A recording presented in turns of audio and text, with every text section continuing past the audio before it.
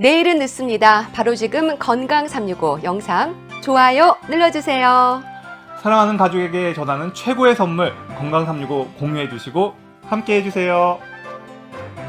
월요일에 우리 집 주치 건강에 대한 궁금증을 풀어봅니다.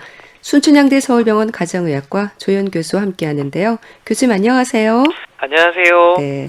자, 건강검진 결과에 대한 질문들이 많습니다. 우선 들어보시고 말씀 나눌게요. 건강검진 결과가 나왔는데요. 2018년에는 중성지방 수치가 186이었거든요. 그런데 올해는 400이나 되더라고요. 2년 만에 건강검진을 한 건데 이렇게 수치가 확 오를 수 있는 건지, 제가 특별히 먹은 게 많이 달라지지도 않았는데 왜 이렇게 높아졌는지 저 사실 깜짝 놀랐어요. 높을수록 안 좋은 거잖아요.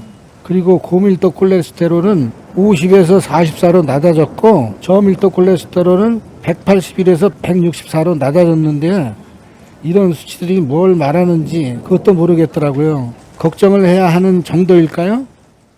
네. 2년 만에 중성지방 수치가 차이가 큽니다. 2018년에 186이었는데 올해는 402라고요. 걱정을 해야 되는 건가요? 네, 걱정하실 필요가 있고요. 2018년도 수치는 아주 좋으셨고요. 근데 올해 나온 402 같은 경우는 이제 굉장히 좀 높게 나오신 편이거든요. 네. 사실 이제 중성지방이라는 거는 몸에 그렇게 해로운 부분을 차지하지는 않고요. 근데 이 경우는 400 정도까지 이렇게 높은 경우다라고 하면은 이제 몸의 건강에 여러 가지 안 좋은 영향을 끼치기 때문에 올해 받으신 중성지방 수치 그 402 같은 경우는 주의가 좀 필요하실 것 같습니다. 정상 수치의 범위가 어느 정도인가요? 중성지방 같은 경우는 200까지가 정상이거든요. 200까지요. 네, 그렇기 때문에 이분처럼 400이다 이런 경우에는 많이 높으신 거네요. 그럼요. 정상 수치보다 한 2배가량 높으신 경우이기 때문에 이런 분들 같은 경우는 이게 적극적으로 조절이 좀 필요하시겠죠. 네. 근데 2년 만에 이렇게 확 수치가 올라갈 수도 있는 건가요? 이게 이제 나이 때문에 그러실 수도 있고요. 그러니까 아까 뭐 얘기하시기로는 뭐 먹는 식습관에는 변화가 없는데 뭐 이게 확 올라서 놀랬다 이런 경우들이 있거든요. 근데 이제 나이가 좀 드실수록, 그러니까 연세가 드실수록 신체 그 활성도 자체는 떨어지게 되고 내부에 있는 근육량도 줄어들게 되거든요. 네. 그러면서 뭐가 이렇게 증가하게 되냐면 내장 지방이 확 올라가게 내장지방. 됩니다. 예. 예, 그러면 이렇게 되면은 이제 중성 지방은 내장 지방하고 또 관련이 돼 있기 때문에 이런 중성 지방이 높게 나오신 분들 같은 경우는 내장 지방이 확 증가됐구나 이렇게 이해를 하시면 좋습니다. 야, 그러면 어떻게 조심을 좀 해야 될까요? 사실은 뭐 간단한 건데 굉장히 지키기 좀 어려운 말이 있잖아요. 적게 먹고 많이 움직이세요인데요. 적게 먹고 많이 움직이시라고요? 네, 그래서 근데 그게 굉장히 좀 어려운 부분이고, 네. 그다음에 이제 그러니까 결론적으로 말씀을 드리면, 그러니까 양 자체를 확 줄인다기보다는 몸에 좀 좋은 음식들을 드실 필요가 있습니다. 그러기 위해서는 뭐 고칼로리 음식이라든지 탄수화물이 너무 많은 음식들은 조금 주의가 필요하시고요. 그다음에 이제 제철 과일이라든지 채소 같은 거 좀 드실 필요가 있고, 네. 많이 움직이기 위해서는 생활 속에서 조그맣게 좀 변화를 주시는 게 좋거든요. 그러니까 이게 뭐 일주일에 3번씩 뭐 헬스장에 가서 꼭 운동을 하셔서가 아니라 평소에 뭐 엘리베이터 대신에 계단을 좀 이용하신다거나 네. 아니면 좀 더 많이 걸어 다니신다거나 이런 그런 변화라든지 조절이 필요하시겠죠. 네. 콜레스테롤은 고밀도 콜레스테롤이 50에서 44로, 또 저밀도 콜레스테롤이 181에서 164로 변했다고 하시는데요. 이건 또 어떻게 이해하면 될까요? 이제 콜레스테롤 같은 경우는 다들 혈관 건강에 좋지 않는 물질이라고 다들 알고 계시잖아요. 그러니까 중성 지방 자체는 사실은 이제 혈관벽에 쌓인다든지 하진 않습니다. 네. 근데 이제 이분처럼 중성 지방이 정상 범위를 넘어가게 되면은 얘가 콜레스테롤을 변화를 시키거든요. 사실은 이 고밀도 콜레스테롤이라고 하는 거는 좋은 콜레스테롤이기 때문에 수치가 높을수록 좋거든요. 근데 이제 중성 지방이 높으신 분들은 이 고밀도 콜레스테롤 자체의 수치가 떨어지게 되고요. 그다음에 이제 저밀도 콜레스테롤 같은 경우는 나쁜 콜레스테롤인데 이거 수치를 올리게 됩니다. 네. 근데 이분 같은 경우는 다행스럽게도 저밀도 콜레스테롤 수치는 조금 떨어지셨는데 그럼에도 불구하고 약간 높으신 편이고, 그다음에 이제 중성지방 수치가 높기 때문에 이렇게 관리를 잘 하지 않으시면은 혈관 건강이 안 좋아질 수가 있겠죠.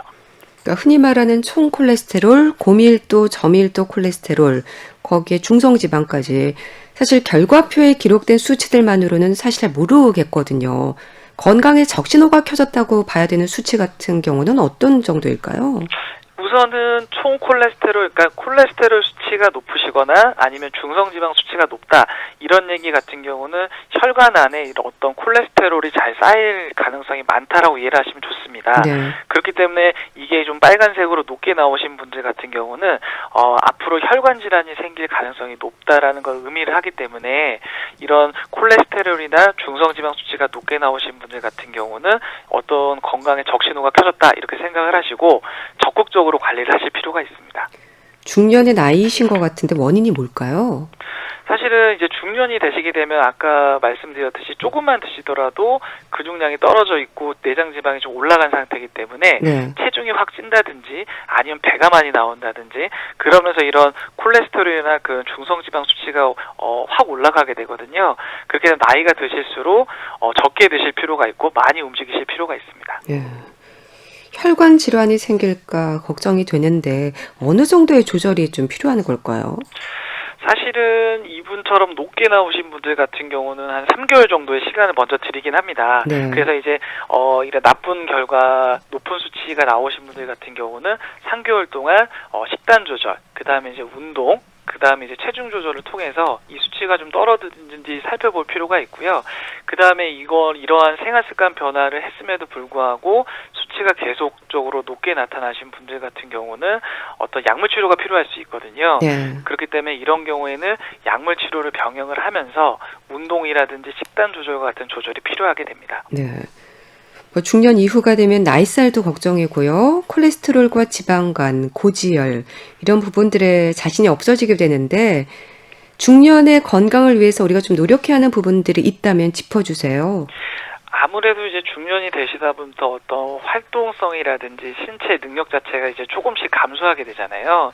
그렇게 되면서 여러 가지 질병이라든지 뭐 나이세 지방 같은 문제들이 생기게 되는데 이럴수록 좀 적극적인 관리가 더 필요하거든요. 젊으셨을 때보다 네. 더 적극적인 관리가 필요하기 때문에 조금 더 신경을 쓰셔서 뭐 먹는 거에 조금 조절을 하신다든지 아니면 조금 더 움직이신다든지 하는 게 필요할 것 같습니다. 그러니까 적극적인 관리를 하라고 하셨는데 식습관이나 운동과 같은 생활 습관의 변화 역시 좀 필요한 시기가 아닐까 싶기도 해요. 네, 맞습니다. 이제 젊을 때보다 이 시기에는 조금만 주의를 하시더라도 이제 건강하고 직결이 되거든요. 그래서 이제 안 좋은 영향이 바로바로 나타나기 때문에 이럴 때는 이제 일단 드시는 거를 좀 조심하실 필요가 있고요. 운동 같은 경우는 너무 무리한 계획을 세우시지 않으셨으면 좋겠습니다. 네. 그래서 이렇게 너무 부담감을 가지시고 일주일에 3번 이상 헬스장이라든지 아니면 운동 이런 걸 해야 된다 생각하지 마시고요. 평소에 그냥 가볍게 하루에 뭐 50분 정도 산책만 하셔도 운동 효과는 나타나게 돼 있거든요. 그래서 일주일에 그냥 가볍게 3번 정도 산책을 하신다든지 아니면 걸어 다니실 때 좀 계단을 이용하신다든지 뭐 이런 정도의 생활 습관 변화가 필요합니다. 네, 알겠습니다. 자, 다음 질문도 들어보시기 바랍니다. 예, 폐경기가 되면 자궁 근종 크기가 줄어든다는 말을 들었거든요. 근데 저는 오히려 크기가 0.5cm 정도 커졌다고 하더라고요. 예, 원래 젊었을 때부터 근종이 있는 건 알았었고요.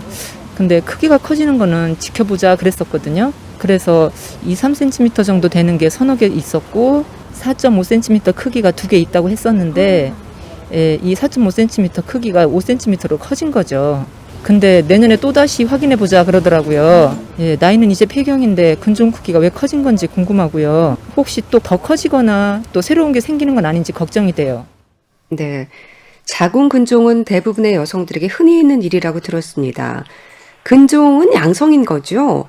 네, 일단 근종 같은 경우는 이제 악성이 이제 암으로는 가진 않고요. 보통은 이제 엄청나게 이제 가임기 여성들에서 흔한 질환이고요. 네. 그러니까 자궁 근육에서 이제 생기는 종양이기 때문에 근종이라고 합니다. 근종이 10대, 20대에도 생긴다고 하던데요. 교수님, 이렇게 근종이 생기는 이유가 뭘까요? 이제 근종 같은 경우는 이제 생리를 시작하는 초경부터 이제 발생하기 시작해서요. 네. 이제 가임기 여성들에서는 흔하게 발생하게 되기 때문에 보통은 이제 에스트로겐이라고 하는 여성 호르몬과 관련이 돼 있다고 많이 생각들을 하고 있고요.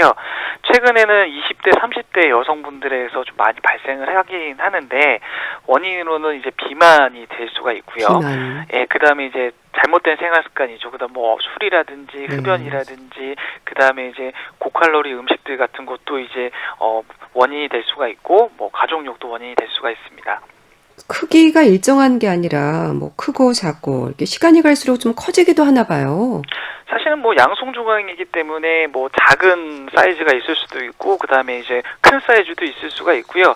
아까 제가 말씀드렸듯이 작은 군종 같은 경우는 여성 호르몬의 영향을 좀 많이 받습니다. 네. 그렇기 때문에 이제 가임기 여성이고 생리를 좀 규칙적으로 하시는 여자분들 같은 경우는 시간이 지날수록 이제 점점 작은 근종 크기가 커지는 경우들도 있거든요. 그래서 만약에 이게 너무 커지는 경우에는 여러 가지 증상들을 일으킬 수 있기 때문에 크기가 좀 큰 근종을 가진 여자분들 같은 경우는 그러니까 주기적으로 조금 크기 체크를 확인하실 필요가 있습니다. 그런 근종의 개수도 경우에 따라서 아주 많기도 하고요. 또 크기가 말씀하셨듯이 10cm 가까이 되기도 하고 참 다양하다고 들었습니다. 네, 이제 근종은 이제 굉장히 뭐 크기도 다양하고요. 그다음에 네. 이제 가지고 계신 개수들도 굉장히 다양하거든요. 근데 이제 앞서 말씀드렸지만 이 자궁 근종 같은 경우는 양성 종양이기 때문에 이게 암으로 발전한다든지 그런 위험성은 많이 떨어지는데요. 네. 이게 개수가 너무 많아진다든지 아니면 크기가 너무 커지게 되면은 어떤 이제 여러 가지 불편한 증상들을 일으키게 됩니다. 그래서 어떤 분들 같은 경우는 근종이 여러 개 있음에도 불구하고 사이즈가 작기 때문에 전혀 모르고 지나가시는 분들도 있고요. 어떤 분들 같은 경우는 근종이 하나가 있는데 얘가 위치가 안 좋다든지 크기가 너무 크게 되면은 뭐 여러 가지 뭐 출혈이 생긴다든지 생리 기간에 뭐 생리통이 너무 심하다든지 이런 증상들이 나타날 수가 있거든요. 그렇기 때문에 자궁 근종 같은 경우는 뭐 개수보다는 위치나 그다음에 이제 크기, 그다음에 이에 따른 증상에 따라서 치료를 하고 안 하고가 결정되게 됩니다. 근종이 생기는 위치가 중요하다고 얘기하셨는데요. 그 위치가 안 좋거나 심할 때는 자궁 절제도 고려가 된다면서요. 네, 맞습니다. 자궁 근종이 생기는 위치가 이제 굉장히 중요하고요. 네. 사실은 이제 최근에는 이제 불임이 좀 많은데 이제 근종이 예를 들어서 어느 위치에 있게 되면은 불임을 유발할 수도 있거든요. 이런 경우에는 적극적으로 치료할 필요가 있고요. 그다음 또한 이제 자궁 근종 자체 크기가 너무 커지게 되면은 생리통뿐만 아니라 평소에도 이제 허리의 통증을 또 유발을 할 수가 있고요. 네. 그다음에 얘가 이제 방광 같은 경우로 압박을 하게 되면은 어떤 이제 배뇨 증상이라든지 이런 게 또 생길 수가 있습니다. 그래서 이런 심한 경우에는 그러니까 수술적 치료를 고려를 하게 되고요.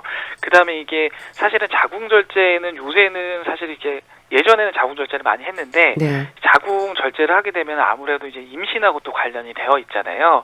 그렇기 때문에 이런 자궁 절제 부분은 수술적 치료를 할 때 여러 가지를 따져서 결정을 하게 됩니다. 네. 이분 같은 경우는 폐경기에 접어들었고요. 2cm, 3cm 되는 게 서너 개, 4.5cm 크기가 두 개라고 하셨는데 4.5cm의 근종이 5cm로 조금 커졌다고 하십니다. 괜찮을까요? 일반적으로 폐경기에 접어들게 되시면은 자궁 근종의 크기는 줄어드는 게 일반적이거든요. 네. 근데 이제 폐경이 되셨는데 근종이 갑자기 새로 생겼다거나 아니면은 기존에 갖고 있던 근종의 크기가 조금 커진다거나 이런 경우는 조금 주의 깊게 좀 관찰하실 필요가 있습니다. 왜냐하면 정말 가능성이 희박하긴 하지만 폐경기 이후에 새로 생긴 근종이나 크기가 커진 근종 같은 경우는 악성으로 좀 변화할 수 있는 가능성이 조금은 있거든요. 네. 그래서 좀 주의가 필요하시고요. 또 하나는 최근에는 폐경이 되신 여자분들 중에서 호르몬 치료를 하시는 분들이 꽤 많아요. 근데 이런 호르몬 치료를 받게 되시면은 다시 생리를 하신다거나 아니면 기존에 갖고 있던 근종의 크기가 커질 수가 있거든요.